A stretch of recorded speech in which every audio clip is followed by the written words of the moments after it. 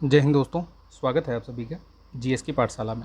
दोस्तों, ये UPPSC mains से रिलेटेड जो सीरीज़ चल रही थी वीडियो की, उसी का ये 11वां वीडियो है। ठीक है, इसके पहले 10 ऑलरेडी अपलोडेड हैं वीडियो पे। बहुत अच्छे प्रश्नों को मैंने इसमें करवाया है, समझाया भी है, बेहतरीन तरीके से मैंने बताया है। आपने अगर नहीं देखा है तो देख लीजिए, प्रैक्टिस करिए, उनके प्रश्नों को प्रैक्टिस करिए। पहले उस प्रश्न को देखिए, थंबनेल पर भी आपको प्रश्न मिल जाएगा। ठीक है, और उनको लिखने का प्रयास कीजिए, लिखने का अभ्यास कीजिए। ठीक है, अभ्यास करेंगे तभी आपका आगे कुछ काम बनेगा। ठीक, तो अभ्यास करते रहिए, लिखते रहिए और अपनी लेखन शैली को अच्छा बनाते रहिए। जो मैं वैल्यू एडिशन करता हूँ, जो मैं चीज़ों को बताता हूँ, उसको ज़रूर लिखिए, क्योंकि मॉडल आंसर से बहुत कुछ होता नहीं है। होता है जो आप वैल्यू एडिशन करते हो मॉडल आंसर में, या आपका एक बेसिक अंडरस्टैंडिंग जो है उसमें आप जो प्रेजेंटेशन, जो आप चार्ट, जो भी डायग्राम, मैप, ये सब बनाते हैं, उससे आपको नंबर अच्छा मिलता है। ठीक है, तो ये आप 2023 का अगर एग्ज़ाम दे रहे हैं तो भी, और नहीं भी दे रहे हैं तो भी, चाहे किसी भी ईयर के लिए आप तैयारी कर रहे हों, बिना मेंस लिखे आपका कल्याण नहीं होगा। तो प्रैक्टिस करते रहिए। ठीक है, पहले भी मैंने बताया है, अभी भी मैं बता रहा हूँ, प्रैक्टिस, एवरीथिंग इज़ प्रैक्टिस। ठीक है, पहले महोदय ने कहा था कि एवरीथिंग इज़ प्रैक्टिस। और एक चीज़ और भी याद रखना कि प्रैक्टिस कैन बीट इंटेलिजेंस। ये एक दिमाग में लेके चलना। ठीक है, आपसे बुद्धिमान व्यक्ति हो सकता है कोई, लेकिन अगर आप मेहनत करेंगे तो आप उससे आगे निकल सकते हैं। ठीक है, तो ये आप अपने जो थॉट्स हैं उनमें ये चीज़ आप बिठा के लेके चलिए। ठीक, तभी आपका कुछ अच्छा हो पाएगा। चलिए शुरू करते हैं इस वीडियो को। देखिए, वीडियो को लाइक भी कर दीजिएगा यार, लाइक कीजिएगा, शेयर कर दीजिएगा, और चैनल पर नए हैं तो सब्सक्राइब करके बेल आइकन प्रेस कर लीजिएगा। ठीक है, इसकी पीडीएफ वगैरह जो भी है आपको टेलीग्राम चैनल पर मिल जाएगी, उसकी लिंक भी दी हुई है, आप वहाँ से ज्वाइन कर सकते हैं। ठीक है, तो देखिए, इसमें प्रश्न आपने देख लिया, थंबनेल पर भी देख लिया, और यहाँ भी देखिए। देखिए प्रश्न कैसे हल करते हैं। मैं हर वीडियो में, प्रत्येक वीडियो में यही बताता हूँ कि पहले आप प्रश्न को पढ़िए और दो चीज़ देखिए। पहली चीज़ देखिए कि कितने पार्ट हैं प्रश्न के। ठीक, पार्ट ज़रूर देखिए, ये बहुत समय नहीं लगता है। अगर आप अभ्यास करेंगे तभी आप, मतलब इसमें टाइम जो है आपका कम हो जाएगा। जैसे जैसे आप अभ्यास करते रहेंगे और आगे बढ़ते रहेंगे, वैसे वैसे ये चीज़ें जो बता रहा हूँ मैं, उनमें आपका बहुत ही समय कम लगेगा। तो पार्ट देखिए, फिर देखिए कि क्या इसमें मैप बनाने की गुंजाइश है। ठीक, ये ज़रूर देख लीजिए। डायग्राम बना सकते हैं इसमें कुछ। ठीक है, कोई फ्लो चार्ट इसमें बना सकते हैं, फैक्ट डाल सकते हैं। ये सब क्या है, प्रश्न पढ़ते ही आपके दिमाग में ये सारी चीज़ें कौंध जानी चाहिए, घूम जानी चाहिए। ठीक है, तो देखिए, जैसे इसमें बोल रहा है कि प्राचीन काल के द्वितीय नगरीकरण में उत्तर प्रदेश की भूमिका का निर्धारण कीजिए। तो इसमें सिर्फ आपको एक ही पार्ट बताया हुआ है कि इसमें भूमिका बतानी है, यानी द्वितीय नगरीकरण का जो निर्धारण, मतलब उसमें यूपी की क्या भूमिका रही है, यूपी में क्या ऐसा चीज़ हुआ कि जो आप द्वितीय नगरीकरण हुआ उसको कैसे जस्टिफाई करेंगे। तो देखिए, जैसे जाहिर सी बात है, पहले तो आपको ये समझ में आना चाहिए कि द्वितीय नगरीकरण क्या है और पहला नगरीकरण क्या है। ठीक है, अगर ये द्वितीय है तो प्रथम कौन सा है ये भी जान लीजिए। तो जो हड़प्पा सभ्यता जो विकसित हुई थी, ठीक है, प्रागैतिहासिक काल से जब आगे बढ़ते हुए धीरे धीरे धीरे धीरे आगे आते हैं हम आद्य ऐतिहासिक से फिर ऐतिहासिक, ऐसे ऐसे करते हुए, तो जब हम आद्य ऐतिहासिक में आते हैं, आद्य ऐतिहासिक में क्या है कि ये जो हड़प्पा सभ्यता हुई, ये नगरीय सभ्यता हुई। ठीक है, आपने पढ़ा होगा हड़प्पा, मोहनजोदड़ो, यहाँ पे जो खुदाई के दौरान जो साक्ष्य मिले हैं उनसे पता चलता है कि ये नगरीय सभ्यता थी। तो पहली जो नगरीय सभ्यता थी, हड़प्पा सभ्यता को माना जाता है। ठीक है, और द्वितीय जो नगरीकरण हुआ है उसका विकास कैसे हुआ, उसका विकास इस तरीके से हुआ, जब आप लेटर वैदिक काल में आगे बढ़ते हैं, लोहे की खोज वगैरह हो जाती है। लोहे से फिर जब आप क्या है, हथियार वगैरह बनाने लगते हैं, पेड़ों को काटना, जंगल, मतलब इस तरीके से जंगल का सफाया करके कृषि उत्पादन में लोहे के औजारों का प्रयोग करना, जैसे हल वगैरह बनाना, ये सब सारी चीज़ें। तो इससे क्या हुआ कि बहुत तीव्र गति से, मतलब एक बहुत ही त्वरित गति से कृषि का विकास हुआ। ठीक है, कृषि का विकास हुआ, कृषि अधिशेष बचा। ठीक है, कृषि अधिशेष हुआ, तो कृषि अधिशेष हुआ तो उसमें क्या हुआ भाई, जब कृषि अधिशेष बचता है तो आगे धीरे धीरे चीज़ें बढ़ने लगती हैं। फिर उसमें क्या हुआ, नगरीकरण का धीरे धीरे विकास हुआ। तो ये द्वितीय नगरीकरण उसी का है, जो ये मगध और इसके क्षेत्र में ये सब पूरा, ये जो महाजनपद काल आया, ये द्वितीय नगरीकरण में ही हुआ ये सब। और ये सब कैसे हुआ, ये सब जो लोहे की खोज हुई, ठीक है, उसकी वजह से ये सारी चीज़ें धीरे धीरे उत्पन्न हुई। ठीक है, तो ये द्वितीय नगरीकरण है, एक मतलब मोटा माटी मैंने आपको एक बैकग्राउंड बता दिया। ठीक, इतिहास पढ़ेंगे तो उसमें हम बताएंगे आपको कि द्वितीय नगरीकरण और प्रथम नगरीकरण, इस पर सवाल भी पूछा गया है द्वितीय नगरीकरण में यूपीपीसीएस में, तो इसको पढ़ लीजिएगा आप। ठीक है, देखिए, तो द्वितीय नगरीकरण में पहले तो आप बता सकते हैं कि कैसे हुआ, ठीक है। इंट्रो में इसमें तो इन्होंने सीधे सीधे यहीं पे फ्लो चार्ट बना दिया, बट ऐसे नहीं बनाना है फ्लो चार्ट आपको, ठीक है। पहले भी मैंने बताया है, अभी भी बताता हूँ आपको कि जो मॉडल आंसर होते हैं, चाहे वो मैं लिखूँ या आपको ये टाइप वाला ये कहीं से दूँ, ये सिर्फ मॉडल आंसर होते हैं, ये अपने आप में परिपूर्ण नहीं होते। इनमें आपको कुछ ना कुछ वैल्यू एडिशन करना पड़ेगा, और वैल्यू एडिशन जो मैं बताता हूँ उसको आप ध्यान में रखिए, उसको नोट करके रखिए कि इस प्रश्न में ऐसे लिखना है। तो जब आप प्रैक्टिस करें तो उसको उसमें इनकलकेट करने की कोशिश करें, ठीक। चलिए देखिए, तो इसमें जैसे इंट्रो डाल दीजिए, पहले इंट्रो, फिर मेन बॉडी, फिर आपका कंक्लूज़न। तो इसमें इंट्रो में आप लिख सकते हैं द्वितीय नगरीकरण के बारे में जानकारी बता सकते हैं कि हमें कहाँ से मिलती है। महाजनपद काल की जानकारी जो है बौद्ध और जैन साहित्यों से मिलती है, ठीक है। ये सारी चीज़ें उसमें आप बता सकते हैं, ठीक। फिर इसमें क्या है, द्वितीय नगरीकरण में अब चूँकि जो प्रश्न की मांग है वो यही है कि भूमिका बताना है आपको उत्तर प्रदेश की, तो आप सीधे सीधे हेडिंग डालिए और उसको जो है आप बॉक्स में ऐसे बंद कर दीजिए ब्लैक पेन से, ठीक है। प्रस्तुतिकरण, ये जो शब्द है इस पर बहुत ध्यान देना आप। जब भी आप मेंस आपको लिखने का मौका मिले, अगर आप 23 में लिख रहे हैं तो बहुत अच्छी बात है, नहीं आप 24 में या 25 में, जब भी आपका जब मौका मिले, जब आप एग्ज़ाम दें, तो ये ज़रूर याद रखिएगा, प्रस्तुतिकरण पर बहुत ध्यान दीजिएगा, ठीक है। प्रस्तुतिकरण में क्या है ना, आपको कम से कम नहीं तो प्रत्येक नंबर में प्रत्येक क्वेश्चन में आपको कम से कम 0.5 या 1 नंबर का इजाफा हो सकता है।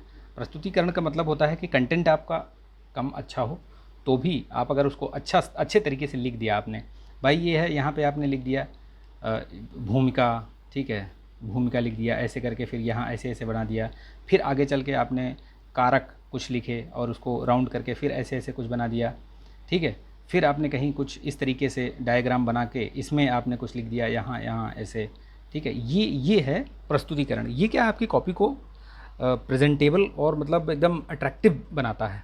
जैसे ही आपका आंसर देखेगा एग्ज़ाम में, तो उसको भले आपको जो भी कंटेंट आपने लिखा है उसको लगे हाँ यार अच्छा लिखा है उसने, map web diagram flow chart ये सब बनाया है, ठीक। तो यहाँ पे उन्होंने बताया है इसमें कि क्या भूमिका रही। तो सबसे पहली बात तो यही है कि भैया जो महाजनपद काल के 16 महाजनपद थे, उनमें से 8 यूपी में ही थे। मैंने आपको सारा बता दिया है, काशी कौशल ये सब है ना, ये सारी चीज़ें मैंने बता रखी हैं आपको, ठीक। तो वो याद रखिएगा, उनको दिखाइएगा आप मैप, ठीक है। इसमें मैंने बताया था कि मैप देखना है तो मैप ज़रूर बनाना है इसमें आपको, ठीक है। उन 8 जो महाजनपद जिनकी बात हमने बताई थी पिछले वाले क्वेश्चन में, शायद 8वां या 9वां क्वेश्चन था या 10वां था, जो भी रहा हो, उसमें मैंने बताया था पूरा। कौशल, काशी, मल्ल, वत्स ये सब थे ना, पंचाल, अहिछत्र, ये कुरु, सूरसेन, चेद, ये सब याद रखिएगा नाम, ठीक है। पहली तो ये हो गई। फिर इसमें इन्होंने बताया कि लोहे का प्रथम उपयोग भी इधर ही उत्तर प्रदेश में मिलता है, ठीक है। सिक्कों का भी प्रथम उपयोग उत्तर प्रदेश में मिलता है, मगध में, उत्तर प्रदेश और मगध में दोनों जगह, ठीक है, याद रखिएगा। ये सिक्कों का प्रयोग गुप्त काल से शुरू होता है। फिर इसमें दिया है कि उस समय उत्तर प्रदेश में शिल्प और उद्योगों की अच्छी स्थिति थी, बिल्कुल अच्छी थी, ठीक है। गंगा घाटी के प्रदेश, जो प्रदेश है दोआब वाला, ये गंगा और यमुना का, ये मतलब बेसिकली उत्तर प्रदेश में ये पूरा उर्वर यानी कृषि के लिए बहुत अच्छा, ठीक है। तो वो यहाँ ये सारी चीज़ें फ्लो चार्ट में ये बता दिया। अब इन्होंने चूँकि पूरा यहाँ से शुरू किया है तो ये चीज़ आप ऊपर लिख सकते हैं। ये सबसे पहले इंट्रो में ये डाल दीजिएगा कि 6वीं शताब्दी ईसा पूर्व गंगा घाटी के क्षेत्र में द्वितीय नगरीकरण की शुरुआत होती है। इस नगरीकरण के कई उत्प्रेरक तत्व थे।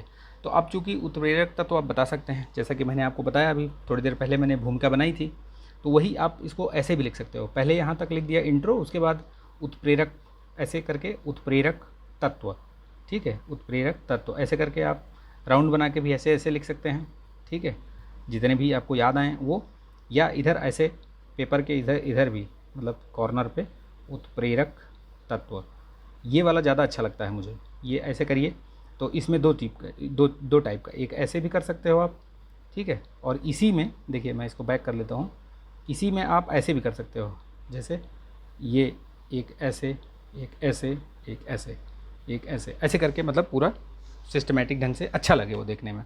तो इसमें उत्प्रेरक तत्व तो बताया है। जैसे नगरीकरण के लिए क्या सबसे प्रमुख भूमिका लोहे की मैंने जैसे बताई आपको, और गंगा घाटी क्षेत्र उर्वर क्षेत्र था, ठीक है, इसलिए यहाँ पे कृषि जो है बहुत अच्छे तरीके से हुआ, ठीक। तो इसमें उत्तर प्रदेश के बारे में बोला है तो उत्तर प्रदेश ने महत्वपूर्ण भूमिका निभाई, क्योंकि बुद्ध काल के 6 प्रमुख नगरों में से 3 जो श्रावस्ती, कौशाम्बी और वाराणसी, ये क्या है उत्तर प्रदेश में ही स्थित थे। और ये सब क्या हैं, श्रावस्ती, कौशाम्बी, वाराणसी, ये सब क्या हैं, ये सब महाजनपदों की राजधानी रही हैं। और ये आपके जो नगर थे ना, नगर कहे जाते थे, उनमें से ये महत्वपूर्ण नगर थे। ठीक, इनका याद रखिएगा, 6 प्रमुख नगरों में से ये 3 प्रमुख नगर उत्तर प्रदेश में ही थे। ठीक है, याद रखिएगा कौन कौन से, श्रावस्ती, कौशाम्बी और वाराणसी, इनको ध्यान में रखिएगा।